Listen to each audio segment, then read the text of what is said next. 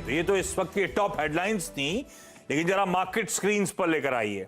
और भारतीय बाजारों में जो इस हफ्ते की शुरुआत हुई है थोड़े से कमजोर विकेट पे हुई है।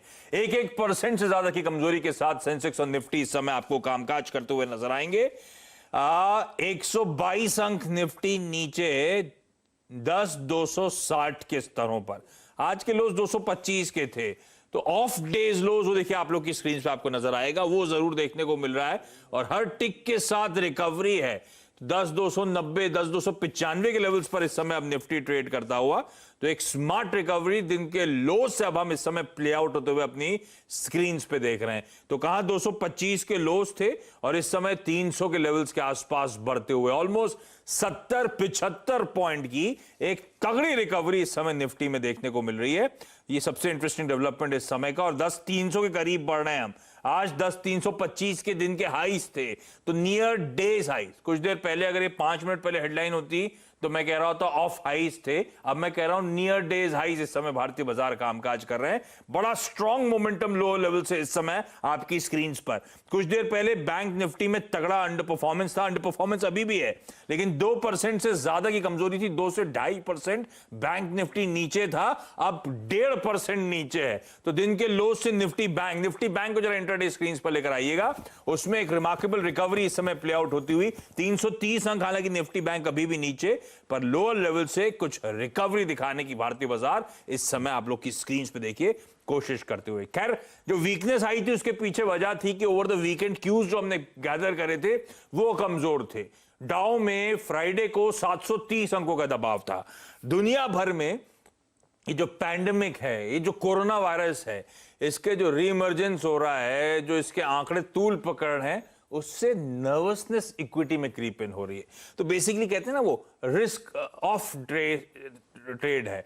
तो रिस्कियर एसेट से लोग थोड़ा सा पैसा निकालते हुए, ये हमने यूएस में प्ले आउट होता हुआ देखा था, लार्जली अक्रॉस एशिया वो प्ले आउट होता हुआ देख रहे हैं। लेकिन इस समय हमारी हाईलाइट लो से जो रिकवरी इस समय आपको देखने को मिलेगी, तो बैंक निफ्टी का अंडर परफॉर्मेंस है, लेकिन लोअर लेवल से काफी हद तक रिकवरी बैंक निफ्टी में देखने को मिल रही है। अच्छा, जो स्टॉक्स मदद कर रहे हैं, एक एक करके जरा स्टॉक स्क्रीन पे दिखाइएगा। भारतीय इंफ्राटेल दिन के लो से एक अच्छी रिकवरी दिखाता हुआ इस समय नजर आएगा आपको। HCL टेक में एक अच्छी रिकवरी है। मेटल्स में लो लेवल से कुछ, metals, oil and gas, metals ध्यान रखें, आज बैंक के अलावा सबसे खराब करने वाले प्रदर्शन मेटल्स था, क्योंकि हम ग्लोबली खराब क्यूज पिकअप कर रहे थे यूएस से। जब भी ग्लोबल क्यूज खराब होते हैं, सबसे पहला सेंटिमेंट बैरोमीटर मेटल बन जाता है, और मेटल्स में आज तगड़ा प्रेशर था। तो अब कुछ मेटल स्टॉक्स दिन के लो से रिकवर करते हुए इस समय नजर आ रहे हैं। ठीक है, वो स्टॉक्स आप लोग की स्क्रीन पर आएंगे, लेकिन एक काम करते हैं, सतपुते साहब से जान लेते हैं। तो क्यूज खराब थे, गैप डाउन हुआ, प्रेशर माउंट हुआ, इस समय लोअर लेवल से रिकवरी कुछ प्ले आउट होती हुई स्क्रीन पे। ऐसे में सतपुते सर थोड़ा कंफ्यूज हूं मैं, जाना किस डायरेक्शन में, ट्रेड किस डायरेक्शन में लूं सर? गुड आफ्टरनून आशीष। आशीष देखिए, आपने बिल्कुल सही कहा। शो शुरू करते करते बाजार में एक रिकवरी आ गई, और निफ्टी और बैंक निफ्टी का थोड़ा सा जो स्ट्रक्चर है वो 15 मिनट कैंडल पे थोड़ा चेंज हुआ। देखिए, मुझे इन पर्टिकुलर लगता है आशीष, यहाँ पे प्रॉफिट बुकिंग होगी। ये एक व्यू था एक आधे घंटे पहले, क्योंकि मैंने प्योरली ट्रेडिंग के माइंडसेट से मैंने यहाँ पे सोचा था। तो 10,300 का एक इंपॉर्टेंट लेवल था, 10,300, 10,290 सुबह भी कहा था। जैसे कि वो लेवल टूटा, फिर मुझे लगा था 10,200 तक फिसलेगा। Now it is back to 10,280। तो देखिए सेटअप कैसा है, ये 10,280 और 10,300 ये सप्लाई होगा निफ्टी के लिए स्पॉट पे। तो इसलिए जो एग्रेसिव सेलर है, जिनको लगता है कि आज बाजार में प्रॉफिट बुकिंग और होगी, उनके लिए सेल बनता है एग्रेसिव सेलर्स के। इसका स्टॉप लॉस होगा 10,320 का। इनिशियली मैंने कहा था, अभी 10,340 का मैं करूंगा, स्लाइटली मैं स्टॉप लॉस को अपडेट करूंगा। मुझे लगता है कि अगर ये 10,280 10,300 पे अगर ये रेजिस्टेंस लेता रहेगा, तो इवेंचुअली मुझे लगता है लेटर हाफ में फिर से यहाँ पे प्रॉफिट बुकिंग होगी, और फिर से बाजार थोड़ा सा वीक होगा, प्रोबेबली 10,200 का इनिशियल टारगेट होगा। रही बात बैंक निफ्टी की, तो बैंक निफ्टी देखिए 21,300 का एक बैरियर है, और 21,300 पे सप्लाई रहेगा। तो स्टॉप लॉस आप रखे 21,500 का, और मुझे लगता है जैसे 21,000 का सपोर्ट टूटेगा, फिर 20,500 तक की यहाँ पे जगह बनती है। इस तरह से इसका फिलहाल ये सेटअप मुझे दिख रहा है। ओके, तो ये स्ट्रैटेजी आप लोगों की स्क्रीन्स पर इस समय की थीम जो प्ले आउट हो रही है, वो लोअर लेवल से एक अच्छी रिकवरी इस समय भारतीय बाजारों में देखने को मिल रही है। इस बीच जरा एक बार मैं चेक कर लूं, क्योंकि डाउ फ्यूचर्स जब मैं स्टूडियो में आ रहा था तब तो कमजोरी थे, फ्लैट थे। फ्राइडे के खराब मूव के बाद डाउ फ्यूचर्स वैसे अभी भी फ्लैट ही हैं, तो ऐसा कोई बहुत बाउंस बैक की तैयारी अब तक तो नहीं लग रहा यूएस मार्केट्स में, लेकिन लकीली हमारे बाजारों में जरूर लोअर लेवल से कुछ अच्छी रिमार्केबल रिकवरी आपकी स्क्रीन पे प्ले आउट होती हुई देखते हैं। 10,300 के आसपास अटके हैं आके, देखते हैं वो साइकोलॉजिकली इंपॉर्टेंट लेवल के बियॉन्ड जा रहे हैं नहीं जा रहे हैं, वो इस शो के दौरान हम लोग वॉच आउट करते रहेंगे। कुछ सवाल जवाब के सिलसिले की शुरुआत करते हैं और मोहाली सबसे पहले, और मोहाली से एनी जुड़ती हुई। एनी हाय, गुड आफ्टरनून, सवाल पूछें। हाय, गुड आफ्टरनून सर। मैंने ना 2 शेयर्स लिए थे, एक Dhanlaxmi bank 10,000 at the rate 17.21 पे, एंड सेकंड शेयर लिया था स्पार्क का at the rate 179.66 thousand shares. Dhanlaxmi bank और स्पार्क। धनलक्ष्मी कितने पे लिया आपने मैम? 17 रुपए 20 पैसे। हाँ जी, 17 रुपए सर। ठीक है, ये दोनों ट्रेडिंग के लिए लिए हैं मैम, या थोड़ा लंबी अवधि का मन है, रख सकते हैं, क्या मूड है?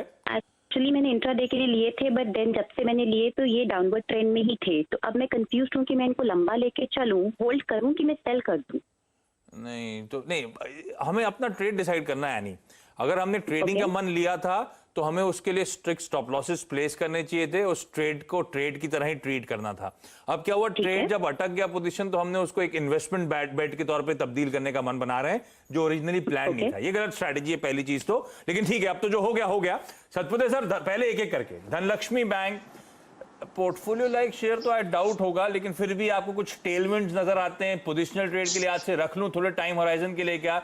17 रुपए 20 पैसे की खरीद, 10,000 शेयर्स हैं यानी के पास।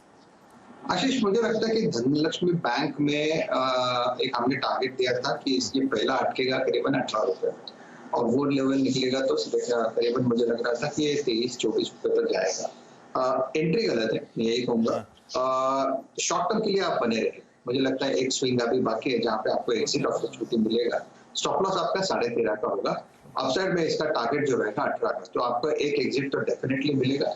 सेकंड बैकऑल जो आपने कहा, सन फार्मा एडवांस रिसर्च पार्क 167 अभी फिलहाल इसका प्राइस है, 179 का आपका बाइंग है। आप स्टॉप लॉस रखें 150 का, पहला टारगेट होगा इसका 195 का, और दूसरा टारगेट रहेगा 220। मुझे इन पर्टिकुलरली अगर दो में से एक को रखना ही है तो मैं स्पार्क के साथ जाऊंगा।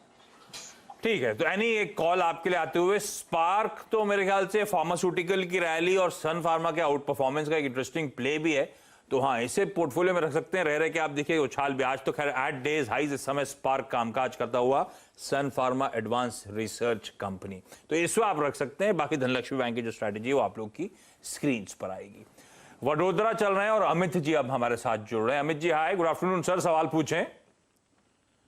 मेरे पास L&T के 85 शेयर्स है और उसका एवरेज सब 1230 तक है, तो क्या मैं लंबी अवधि के लिए रख सकता हूँ 6 महीने? L&T 85 शेयर्स 1230 की बाइंग थी, लॉन्ग टर्म का टाइम होराइजन है अमित जी का। ठीक है सतपुते सर, कंपनी तो ठीक, भाव थोड़ा गड़बड़ा गया है, खैर सभी लोगों के पोर्टफोलियो में भाव गड़बड़ा है। कब लिया था अमित जी ये? अभी लास्ट 6 मंथ से ही लिया था। हाँ, और भाई पैंडेमिक से पहले लिया और एकदम से करेक्शन आ गया है ना।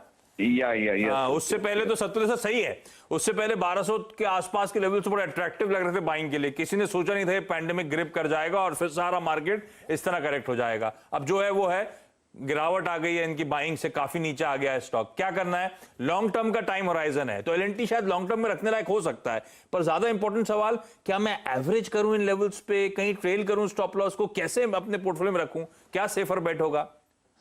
देखिए आशीष, 1300 से मैं वही चार्ट दिख रहा था वीकली चार्ट पे, 1300 का इंपॉर्टेंट लेवल था, 200 वीक्स मूविंग एवरेज था, कॉन्फ्लुएंस ऑफ सपोर्ट है। जैसे 1300 तोड़ा, उसके बाद इसमें एक सेल ऑफ आया और सीधा 650 तक गिरा। 650-700 पे इसने अच्छा टाइम बिताया था, जहाँ पे एवरेजिंग की एक पॉसिबिलिटी थी, जहाँ पे एवरेजिंग आप कर सकते थे, और हम भी कंटिन्यूसली मार्केट में पॉजिटिव व्यू लेके ही काम कर रहे थे। अभी इस लेवल पे जो चीज हम 650-700 पे बोल रहे थे, आप उसको 950 पे जब इसको देखते हो तो फिर ये मिडवे होगा, क्योंकि नीचे फिर से वही 650 और ऊपर पे उनका प्राइस। तो मेरे हिसाब से this is not the time to average. आप ये क्या कर सकते हो कि आप इसमें एक स्टॉप लॉस रखें 900 का, और बने रहे, पहला टारगेट इसका 1050 का है, अगर वो लेवल निकाले तो 1250। तब मुझे लगा था, अपने शॉर्ट टर्म पे लिया था, इसलिए ये मैंने व्यू रखा था। अभी मैंने व्यू अभी क्लियर हो गया, तो मेरे हिसाब से आप इसमें बने रहे, स्टॉप लॉस न लगाए, वेट करें। अगर ये करेक्शन में फिर से करेक्शन के मार में आता है तो आप इसको एवरेज जरूर करें।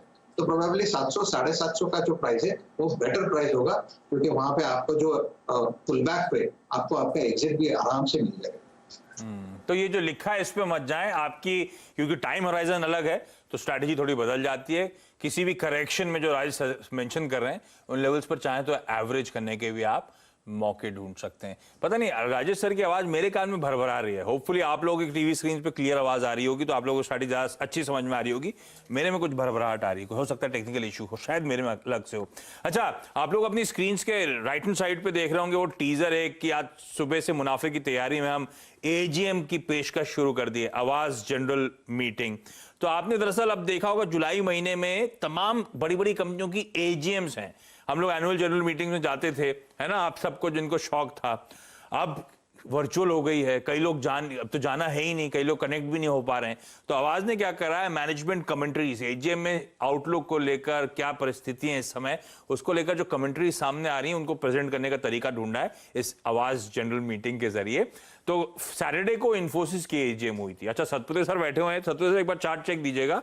फ्राइडे को एजीएम से पहले सतपुते सर ने सुबह सुबह कहा था मुनाफे की तैयारी में कि खरीद लेना चाहिए, और उस दिन ये स्टॉक मेरे ख्याल से 6% से ज्यादा का मूव दिखा रहा था, और अपने साथ साथ सारे आईटी स्टॉक्स में उछाल ले गया था। टीसीएस तक 5% ऊपर था। तो पहले मैं बता देता हूं एजीएम पे सतपुते सर, उसके बाद इन्फोसिस पे कॉल, और आपकी सबसे प्रिफर्ड, अगर आईटी अभी भी रडार पे सबसे प्रिफर्ड ट्रेडिंग बेट इस समय कौन सी, ये बताइएगा।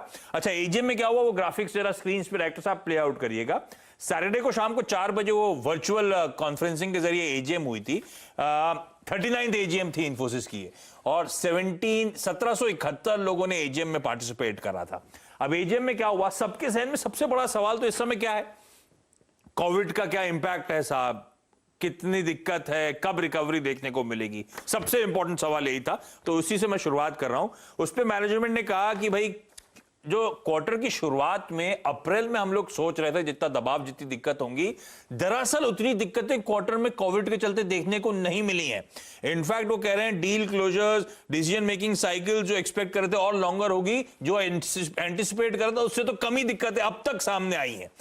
उनका कहना है कोई लार्ज स्केल कैंसिलेशंस नहीं देखने को मिल रहे हैं। हाँ, अब ये तो हुआ जो उसकी बात, वो फिर सवाल एजीएम में था कि भाई कब तक आप रिकवरी एक्सपेक्ट कर रहे हैं। उस पे मैनेजमेंट कैंडिड है, उसमें वो कह रहे हैं कि बहुत चैलेंजिंग सिनेरियो है, अनसर्टेन एनवायरनमेंट अभी भी है, कोई क्लियर सेंस नहीं कि रिकवरी दरअसल ग्लोबली कब शुरू होगी। बिल्कुल ठीक बात है। तो ये इंपैक्ट की बात। दूसरा, H1B वीजा, ट्रंप साहब ने सस्पेंशन दे दिया H1B वीजा का दिसंबर तक, आपको याद होगा। तो उस पे इन्फोसिस का कहना है कि ट्रंप साहब का जो एडमिनिस्ट्रेशन का जो ऑर्डर है उसको अभी भी हम उसकी निटिग्रिटीज को वर्कआउट कर रहे हैं। हालांकि इन्फोसिस के 60% जो एम्प्लॉइज यूएस में है वो वीजा इंडिपेंडेंट हैं, यानी कि वीजा की उनको रिक्वायरमेंट नहीं है, उससे उस वर्कफोर्स पे कोई इंपैक्ट नहीं पड़ेगा। तीसरा, आजकल हम लोग मतलब आधी टीम हमारी ऑफिस आती है, आधी टीम घर पे होती है। आप लोग के ऑफिस में भी ऐसे ही हो रहा होगा, वर्क फ्रॉम होम। इन्फोसिस के साथ भी ऐसा हो रहा है। तो वो था रिमोट वर्किंग को लेकर सवाल एजीएम में उठा। तब उसमें उन्होंने कहा कि एक समय था 97% वर्कफोर्स घर से काम कर रही थी, इस समय 95% वर्कफोर्स अभी भी घर से काम कर रही है, और कोई जल्दबाजी में नहीं है हम इस वर्कफोर्स को ऑफिस लाने की फिलहाल।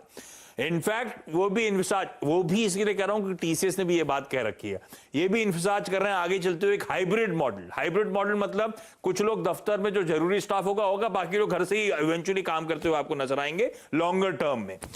विसल ब्लोअर एग्लीगेशंस हुए थे, तो उस पर सवाल उठा। ये आमतौर पर उठता है जब भी इन्फोसिस के मैनेजमेंट से वार्तालाप होती है, तब उस पर नंदन नीलेकनी साहब जो चेयरमैन, उन्होंने खास तौर पे कहा कि रिआइटरेट करा कि ये मैटर बंद हो चुका है, इसको रिविजिट करने की जरूरत नहीं है। तो ये इन्फोसिस की एजीएम में अच्छी बात ये, जितना पेन एटलीस्ट Q1, ये जो करंट क्वार्टर अभी चल रहा है जिसके रिजल्ट्स आएंगे जुलाई में, जितना पेन एंटिसिपेट कर रहा था उतना पेन सामने नहीं आया। अब तक इतनी दिक्कतें नहीं देखने को मिली हैं इस कोविड के चलते। तो ये तो रही एजीएम की बात। सतपुते सर, इन्फोसिस 6%, 6.5% की तगड़ी मूव के बाद बनता था 1-1.25% के आसपास हल्की कमजोरी के साथ इस समय ट्रेड करता हुआ। इन्फोसिस की कॉल क्या होगी, और सबसे प्रेफर्ड अगर कोई आईटी में ट्रेडिंग बैठो तो बताइए।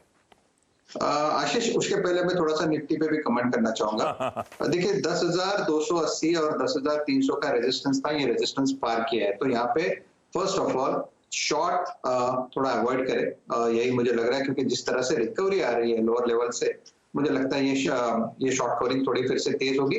तो आज का निफ्टी और बैंक निफ्टी का व्यू न्यूट्रल हो जाएगा, निगेट हो जाएगा, तो ये न्यूट्रल एंड साइडवेज हो गया फिर। इन्फोसिस की बात करें आशीष, तो इन्फोसिस में देखिए परसों भी हमने फ्राइडे के दिन सुबह में एक बाय दिया था करीबन 695 के आसपास, 680-82 का कुछ स्टॉप लॉस था और एक्सपेक्टेड टारगेट था 735। 735.85 पे ये अभी चल रहा है, 742 का हाई किया, लेकिन मेरे हिसाब से ये 735 को रिस्पेक्ट देगा और उसके बाद वो ये अपने जो नए हाई की तरफ बनाएगा। मुझे लगता है आशीष प्रोबेबली 800 की तरफ ये जाएगा, तो 780 से लेके 800 ये इन्फोसिस का टारगेट मुझे लगता है। 735 पे बाय बनेगा। स्टॉप लॉस आपको रखना है 715 पे और प्रोबेबली 720 का stop loss will be more than enough. तो स्टॉप लॉस के साथ डेफिनेटली आप लॉन्ग कर सकते हैं। यहाँ पे अगर आप ऑप्शंस में के जरिए काम करना है तो 760 का कॉल करीबन 17 रुपए पे मिलता है। 760 का कॉल 17 रुपए पे मिलता है, उसे आप बाय करो, स्टॉप लॉस रखो 10 रुपए पे और अगर मैं सही हूं तो ये कम से कम 30 प्लस होगा। ओके, इस बीच जरा ठीक है, ये तो बात हुई। इस बीच जरा सीईएससी का स्टॉक स्क्रीन पर लेकर आइएगा। रिजल्ट्स आए और रिजल्ट्स अच्छे लग रहे हैं, ऑपरेशनली अच्छे लग रहे हैं। आय में 5-5.5% का उछाल, EBITDA 17.5% सुधरता हुआ और मार्जिन जो है 23% से बढ़कर 25.7, यानी कि 270 बेसिस पॉइंट्स का मार्जिन में इंप्रूवमेंट है। और सीएससी जैसी नंबर्स आए वो देखिए, स्टॉक अब उछलना लॉजिकली, क्योंकि operationally strong performance, stock almost 3% के उछाल के साथ इस समय नंबर्स पर रिएक्ट करता हुआ। सत्यदेव सर, कोई क्विकली चार्ट चेक दे दें सीएससी, कैलकाटा इलेक्ट्रिसिटी। आशीष पुल बैक तो है, इनफैक्ट मैं यही कहूंगा ये बाय कैंडिडेट है। इसका स्टॉप लॉस रखे 610 का, ट्रेडिंग बेट ले रहा हूं मैं यहाँ पे। 610 के स्टॉप लॉस के साथ लॉन्ग करें। ऊपर में 642 का पहला पड़ाव रहेगा, उसके बाद 656। तो सीएससी नंबर स्ट्रॉन्ग है, उसका फायदा स्टॉक प्राइस पे मिलता हुआ और 3-3.25% के उछाल के साथ इस समय ट्रेड होता हुआ सत्तुदे साहब की सील स्क्रीन पे आती हुई खरीदारी करने के मौके।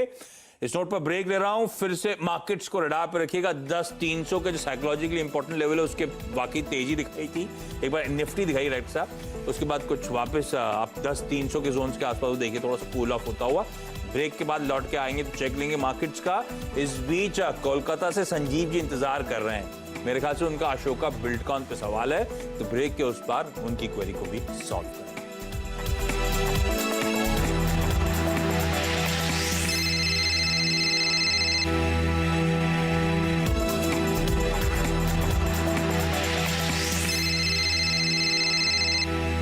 आगे बढ़ो उससे पहले आप लोग की स्क्रीन पर आएगा एमआरएफ के नंबर्स अनाउंस हो गए हैं। अब तक मेरे पास सिर्फ प्रॉफिट का आंकड़ा है, 679 करोड़ के प्रॉफिट्स वीज़ावी 294 करोड़ रुपीस के पिछली बार थे। तो ये इतना जम कैसे आया? इसमें एक एडजस्टमेंट है टैक्स क्रेडिट का, इसीलिए वो एकदम से आपने जैसे ही प्रॉफिट का आंकड़ा है स्टॉक में एकदम से उछाल आता वो देखा, फिर वो क्लैरिफिकेशन आता हो कि नहीं सब टैक्स एडजस्टमेंट्स हैं, वन ऑफ्स हैं, इसीलिए वो इस तरह का मुनाफे में उछाल था। तो ये जो 670 करोड़ रुपए का मुनाफा जो नजर आ रहा है उस पर रिएक्शन के बाद अब देखिए स्टॉक करेक्ट होता हुआ नजर आ रहा है। तो मुनाफा बड़ा जरूर है, 290 करोड़ से बढ़कर 680 करोड़ रुपए, मोटा मोटी बॉल पार्क नंबर्स बोल रहा हूं, एग्जैक्ट नंबर टिकर टीम स्क्रीन पे चला रही है नीचे आपके। लेकिन टैक्स क्रेडिट है 375 करोड़ रुपए का, जिस क्वार्टर पिछले साल से कंपेयर कर रहे हैं उस समय टैक्स एक्सपेंस थे 125 करोड़ रुपए के, सीधा सीधा वो एडजस्टमेंट आपकी स्क्रीन पे, इसीलिए स्टॉक अब वापस करेक्ट होता हुआ। सत्य सर, हालांकि इसमें ना ट्रेड कर पाऊं ना ले पाऊं, लेकिन फिर भी कोई चार्ट पे चेक है क्या? ना खुशी ना गम। देखिए आशीष, मुझे लगता है कि चार्ट तो इसका स्ट्रांग ही है। जहां पे इसने 50,000 का लो किया था मार्च में, उसके बाद तो रिकवरी मोड में ही है।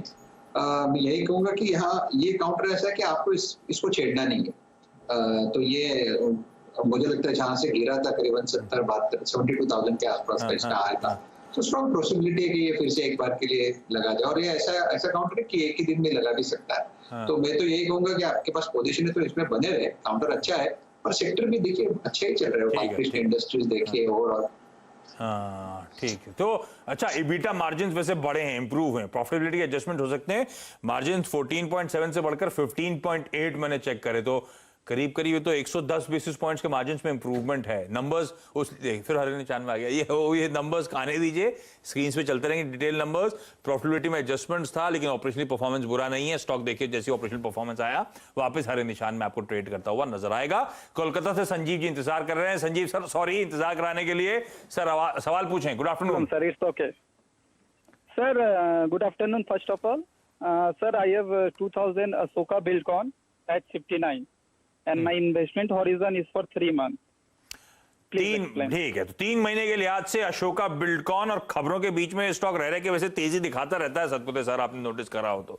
इनकी बाइंग है 59 की, रखना चाहिए 3 महीने के लिए, लगता है अट्रैक्टिव क्या आपको? और रखना है तो क्या लक्ष्य नजर आते हैं, कहां स्टॉप लॉस होगा?